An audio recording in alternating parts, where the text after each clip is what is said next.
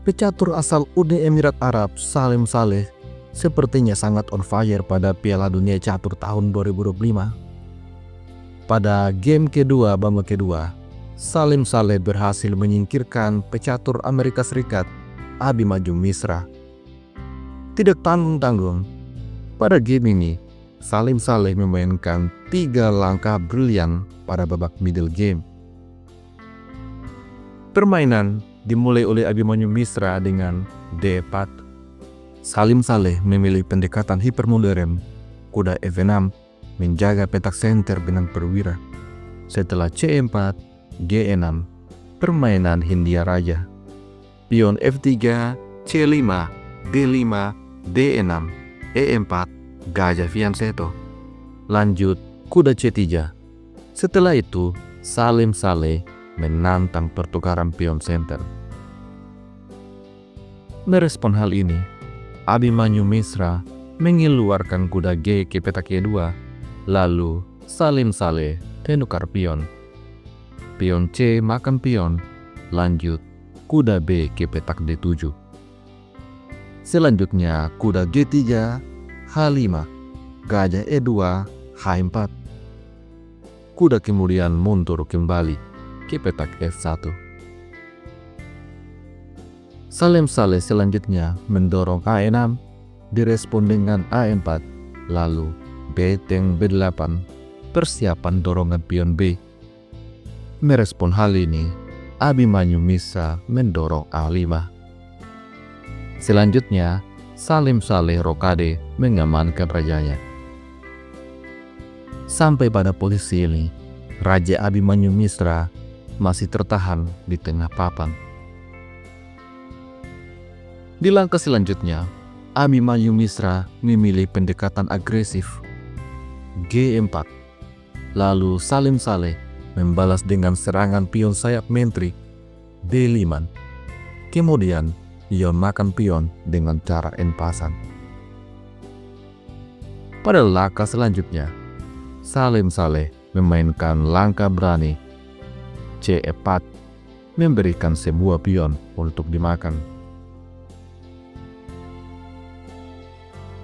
Apabila gajah makan pion, maka menteri makan pion.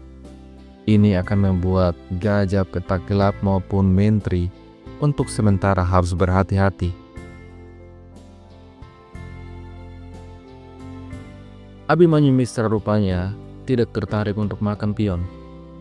Dia lebih memilih gajah E3, memberikan penjagaan pada pion bebasnya. Dan di posisi inilah, Salim Saleh memainkan langkah brilian yang pertama. Benteng makan pion. Apabila gajah makan benteng, maka menteri makan benteng. Pion B terancam, dan putih kehilangan kekuatan pada petak gelap sepeninggal gajah petak gelapnya. Oleh karena itu, Abimanyu Misra tidak ingin mengambil risiko. Dia tidak makan benteng. Abimanyu Misra memilih benteng H2, memberikan penjagaan pada pion. Namun, di posisi ini, Salim Saleh lagi-lagi memainkan langkah brilian.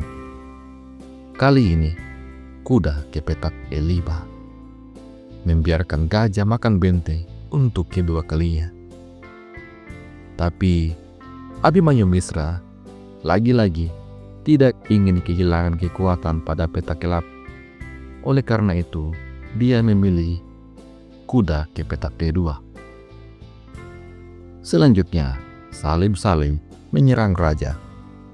Kuda D3, skak. Langkah terbaik untuk putih pada posisi ini adalah gajah makan kuda. Namun, Abimanyu Misra tidak mengambil opsi itu. Dia memilih raja ke petak F1. Ternyata, langkah ini adalah blunder dan awal dari kehancurannya. Di posisi ini, Salim Saleh memainkan langkah brilian ketiga. Pengorbanan kuda makan pion. Abimanyu Misra mengambil kuda, tapi selanjutnya Salim Saleh mengambil pion. Salim Saleh memiliki perwira-perwira yang jauh lebih aktif. Selanjutnya, Abimanyu Misra mengambil kuda dengan gajahnya, dan sekarang benteng hitam terancam. Namun, Salim Saleh tidak terburu-buru untuk menukar benteng. Terlebih dahulu, dia melancarkan skak dengan menteri Evenat. Setelah kuda menutup kak, menteri makan kuda. Abimanyu Misra kemudian menukar benteng, lalu menteri makan benteng. Setelah itu, gajah makan pion. Sampai pada posisi ini, Salim Saleh kalah satu perwira.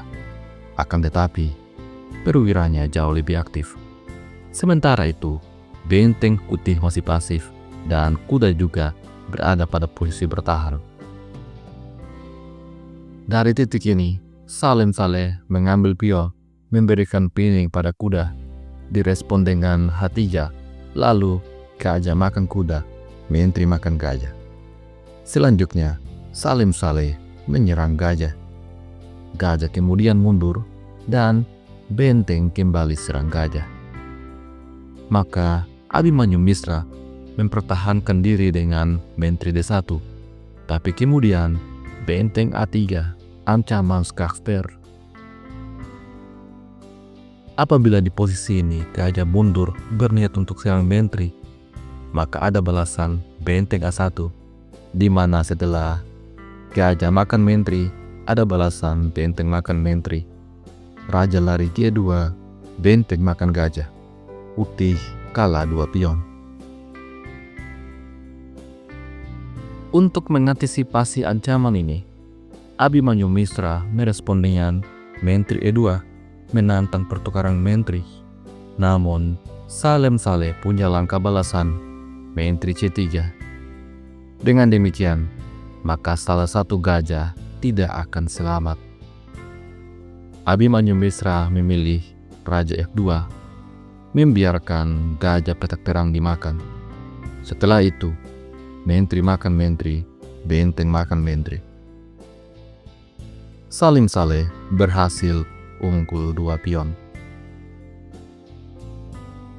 Abimanyu Misra kemudian aktifkan bentengnya ke petak B1, lalu gajah E5. Gajah nongkrong pada petak yang begitu luar biasa. Abimanyu kemudian menempatkan benteng serang pion, tapi benteng jaga pion. Raja E2, A5, benteng kembali tekan pion, direspon dengan A4, dan raja ke petak F2. Raja G7, benteng A7. Setelah itu, Salim Saleh memberikan pion gratis. Tentu saja, apabila gajah makan pion, maka gajah D4.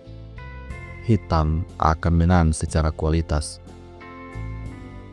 Maka dari itu, Abimanyu Misra tidak ambil pion. Dia mencoba dengan benteng A8, tapi kemudian G4, menciptakan pion bebas.